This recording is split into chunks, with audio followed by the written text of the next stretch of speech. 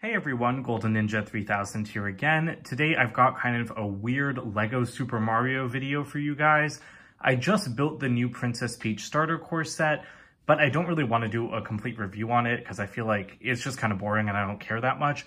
But I do want to talk about the Princess Peach electronic figure because that is the whole reason that I buy these sets.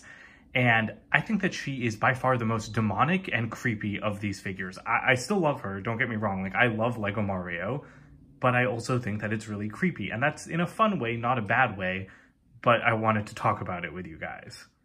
So here are our three creepily alive Lego Mario figures. We've got, of course, the guy who started it all from 2020. Then we've got Lego Luigi from 2021. And I did not review his starter course, but I did review Mario's. And then we have the newest edition, Princess Peach. And she is the most different because she's got like a completely different head shape. She has different hair. She has like a much taller mold, new arms, a skirt instead of overalls. So even though Luigi did have different molds than Mario, Peach is by far the most different. And I don't really like that. I think that she looks very out of place next to the other two because of, again, like her head, I guess. It's just so weird. Like Mario and Luigi look weird too, don't get me wrong. But I don't know, something about Peach just makes her look nothing like how she looks in like in the games or anything to me. And I'm having a much harder time with her than I had with Mario and Luigi, who I think are pretty cute. But I think that Peach is more creepy than cute. I really like her hair, but like there's this huge heart shape. And I guess Peach does kind of have a heart shape in her hair, but I didn't notice it until I saw this Lego figure of her. And then she's got like very like nice molded like detail and everything. These pieces aren't very Lego-like at all, but I still think that they're cool. She does have a new crown mold, which is intricately like triple molded with a bunch of different colors. So that is pretty awesome. And then she's got like this skirt, but also you could hear that like when I picked her up, like she makes some very different noises compared to the two of them, which I also think adds to the creep factor.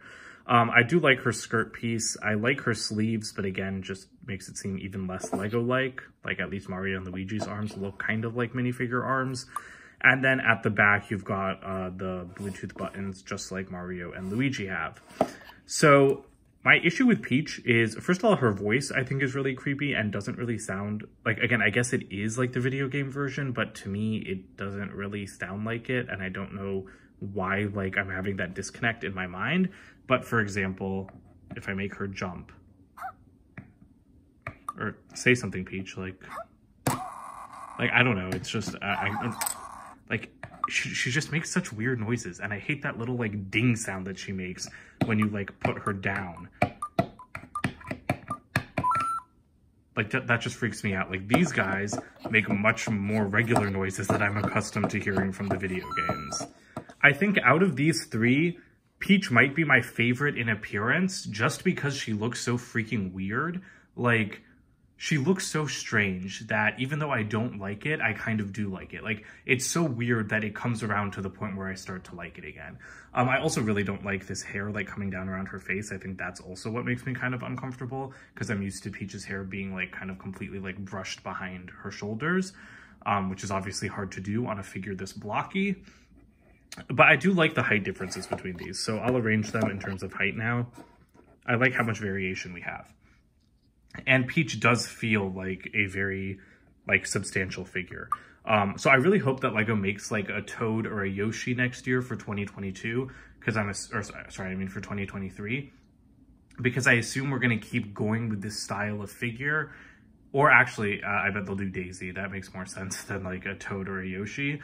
But I really want to see what LEGO does next year because I don't think they're giving up on the Super Mario theme yet, and I'm having a very good time with these figures, so I can't wait for like more characters to be added to this little lineup.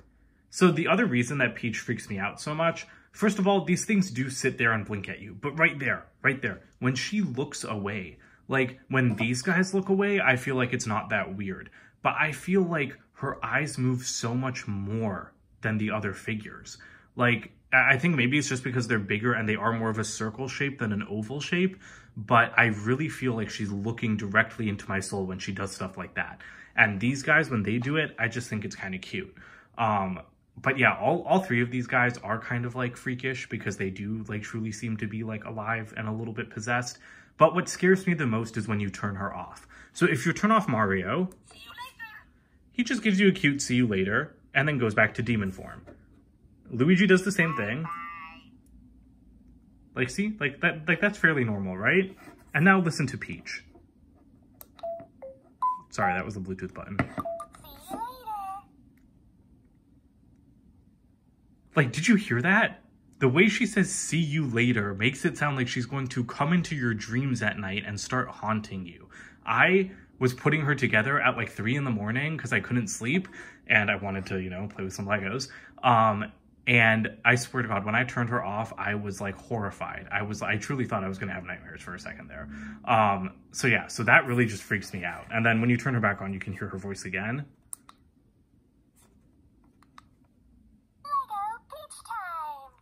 Like, see, to me, that sounds nothing like the character from the video game. Like, the way that she says Lego Peach time, it just sounds very strange to me. But when you turn Mario and Luigi on...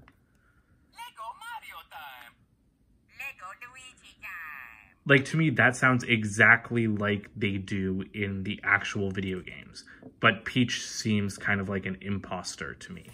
And then finally, when you put them to bed, like, by laying them down, these figures will go to sleep. So if you put Mario and Luigi down, it takes like a couple seconds.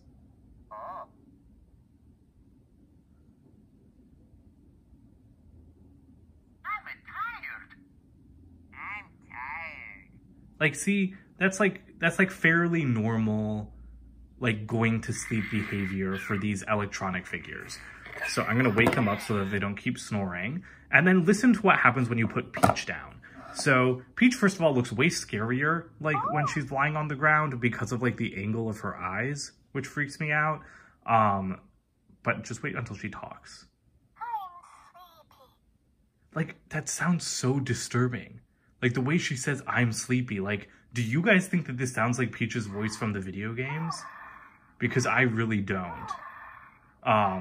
So yeah, so everything that was also pretty creepy. So everything that I find really cute and adorable about the Mario and Luigi figures, like, it was creepy on them too, but it was more cute. But I just find it, like, absolutely, truly demonic with the Peach one. Like, the Peach one genuinely feels like Lego managed to put something dark and evil into this electronic figure. And yes, this is, like, all a joke, but I do think it's actually creepy, which is why I wanted to make this video about it. And then I guess we might as well take a quick look at her starter course since I have it on this table for you guys. This isn't like a real review of the starter course. It's just a quick overview. Here's a little goalpost and the pipe. What I actually really like about Peach's starter course is that it feels like Lego's including a lot more accessories now. Like for the actual landscape. Like previously, in previous starter courses, I feel like they would have left like these plates empty. But now we have like little fire pieces and we have like plants and stuff. And I do really like that. She gets a little like table with some teacups. So that's pretty cool. We do have one of these new apples. I think they're apples. This is the same build that came in the yellow Yoshi's Fruit Tree polybag, which I got for free when I bought the big Mighty Bowser set. A review of that set is going to be coming very soon. But yeah, this yellow Yoshi, now that we're looking at it, it's also pretty nice. I like getting different colors of Yoshis. Then what else do we have? We have a flying question mark block. I really love these things in the games, so it's great to see it in Lego form. And I actually haven't scanned any of these things with Peach yet, so it'll be kind of fun to do that. I need to take her off. Oh, she just got coins. Okay, that's kind of lame. Then we've got a yellow toad. I do not like yellow toad as much as I like red and blue toads, but she can just say hi to him and get some coins. And then we have, oops. We've got a little like gift box here. This is actually a pretty nice build. Like this is probably one of my favorite builds from the starter courses. And she can just kind of like smash the lid off of that. And then smash it again to get this little gift box out. I really love how rough you can get with these things. Like I like the smashing aspect. I haven't played with my Mario sets in a little while because I just like don't really have the time. But whenever I build a new one, I really want to. So she can open the gift box, which is a new function, and inside there's just a little flower piece. But this is a pretty nice print. Like I really like this print, and I think it'll be useful in other themes as well. We've got a couple of toadstools. These are actually pretty nice. Like I like getting these pieces in this orange color because I just think that they look cool. They can't really do anything. They're just kind of scenery, but like I said, it's still cute. Then you have another little platform here, which I guess you can put the lava bubble on to make it like jump up. So that's nice. There's not a lot of lava in this set though. It's much more like green grassland, which I think makes sense. And then this is probably the most interesting thing in this set to me, which I actually haven't tried at all yet. We do get a red bird in this set, and I didn't even notice while building it. I just noticed right now. It has no printing on it. I really like this bird mold. It's a relatively newer one. I think it was introduced in like 2020. And it has come in red as like a baby Fox the Phoenix in Harry Potter, but it's kind of cool to get it unprinted. And then this is just a little swing for Peach, so you can secure her to the studs and then swing her back and forth. Okay, she does get coins, because I was about to ask. I was like, is she not going to get any coins from this? But yeah, that's kind of fun. And I mean, this is designed... There we go. I was going to say, this is designed pretty well because she was not shaking off at all. And I did get her to shake off eventually, but for the most part, that's pretty well designed. I'm really impressed with... Okay.